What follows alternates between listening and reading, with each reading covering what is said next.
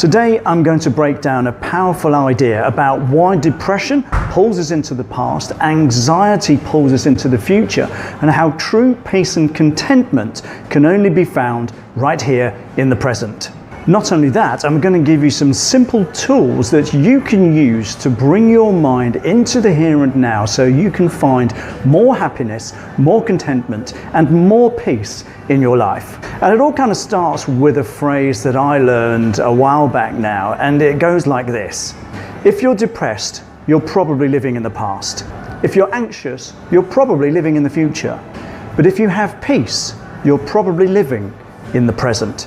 Now, I'm not suggesting for one moment that this explains away every case of depression and anxiety, and if you are really struggling with those, then I strongly recommend that you talk with a professional.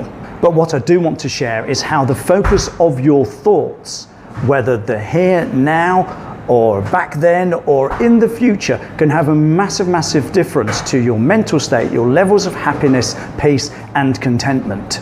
So let's break this down, starting with living in the past. Now, depression loves to drag us into the past.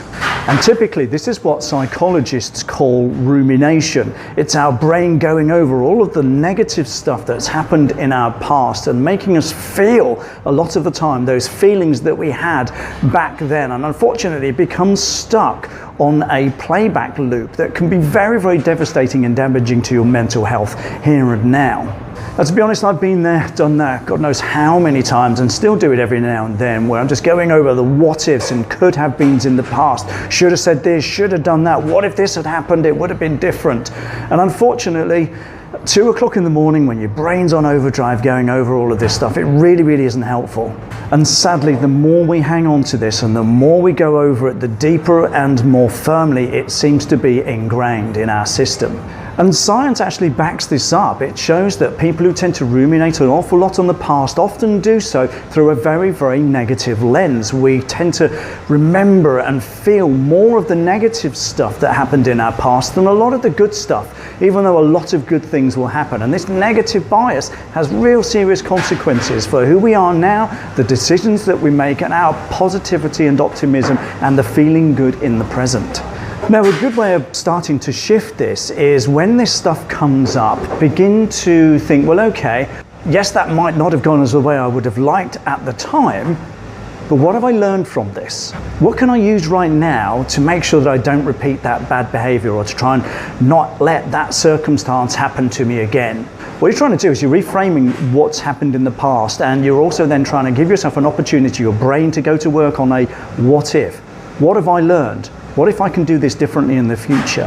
What can I learn from what happened back then and to bring into my present to avoid doing it again in the future? Another really useful thing to do is to, when you start feeling like this, is just to write down 5 simple things that are happening and going on in your life that are really positive and make you feel good. And all we're trying to do is to shift that thought away from the negative towards the more positive here and now. And the more you do this, the more you start to reprogram your brain that, you know what, life isn't all that bad. And another key thing to bear in mind is also that happened back then. There's nothing you can do about it now.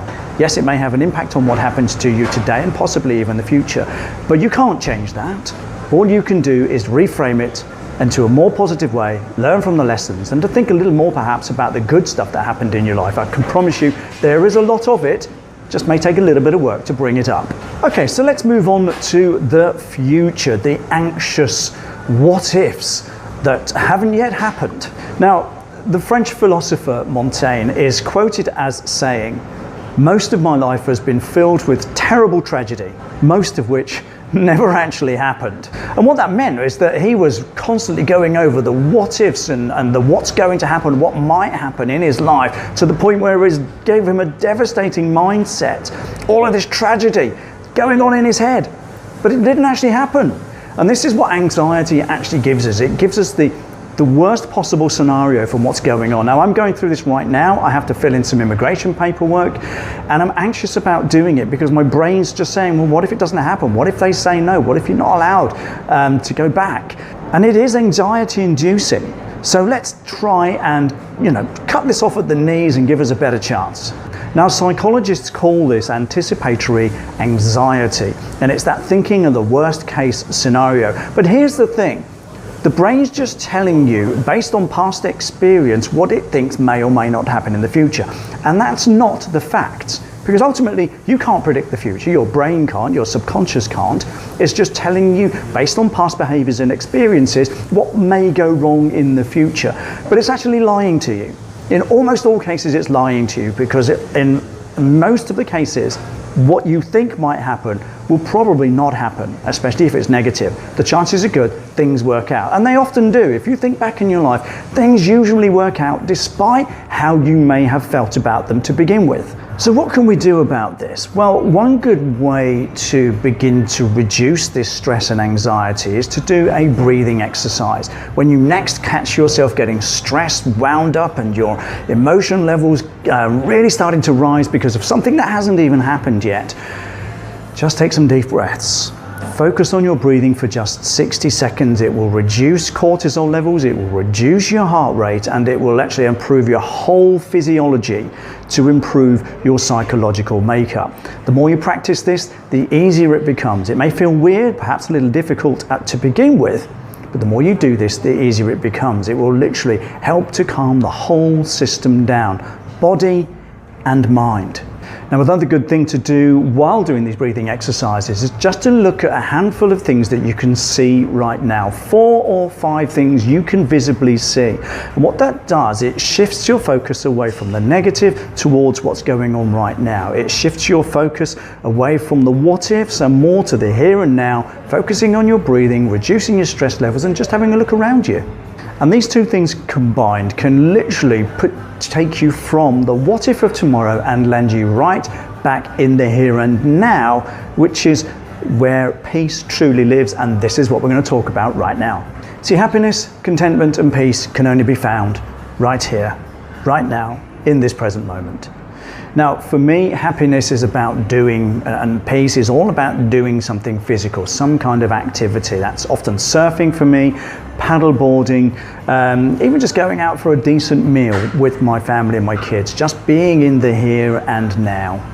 You see, when you're in the surf, you're trying to balance on a surfboard, there's nothing else you can do but focus right there on what's going on to stay, for my particular case, stay on the board and get the ride over. And that is literally no option but to be in the here and now, and I absolutely love it. Now, is there something that you do that you can completely and totally bring your mind to bring you into the here and now? Let's have a look at that. You see, it doesn't have to be going out on a surfboard, and I appreciate that not everybody gets that opportunity to do surfing or paddleboarding, etc. But, you know, could you go out for a meal with your family and just avoid looking at your phone? Oftentimes what's going on online, etc., and all of the social media and the news, it's stress and anxiety inducing. Can you avoid it? Can you just not look at your phone and just enjoy being in the moment? Enjoy the food, enjoy the company. How about going for a walk and just observing the beautiful things that are around you, especially if you're out in nature.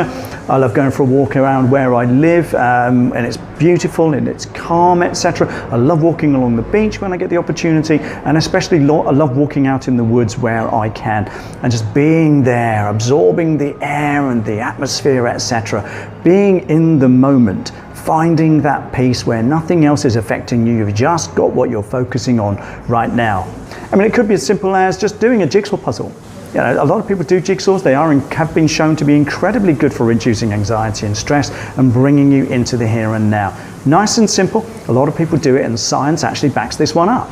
Okay, so let's begin to sum this up. So, living in the past can lead to depression. A lot of people who have depression spend a lot of their mindset and a lot of their mind time living in the past, going over past hurts, struggles and stresses. And unfortunately, that does you no good whatsoever. It's like carrying heavy luggage, or baggage as some people call it. You can't move forward particularly well if you're hanging on to all of this stuff from the past.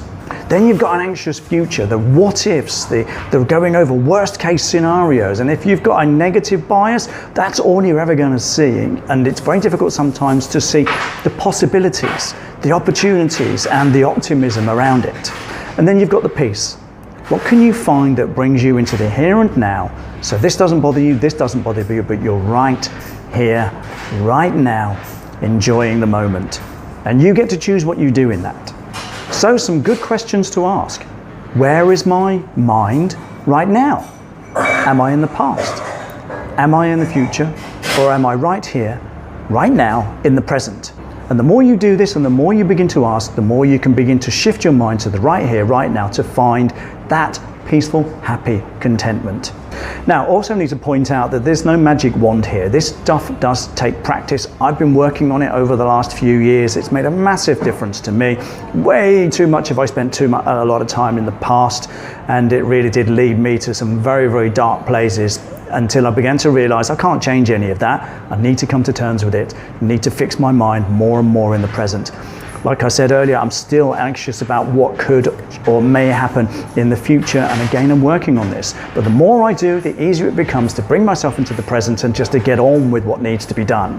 Can you do something very similar? So here's my challenge to you. Next time you feel yourself drifting into the past or anxious about the future, try and bring yourself into the present and notice how it feels when you do it. You see, I would love to hear from you in this. If you're getting to grips with this and you're beginning to work on this, please let me know in the comments below. It genuinely would be great to hear from you. I am here to help. So that's it. I appreciate you watching. Please go and do this. Do yourself a massive, massive favor. Stop living in the past. Stop being anxious about the future. Be in the present. Be happy, content, and peaceful right now. Thanks a lot, and I'll see you in the next one.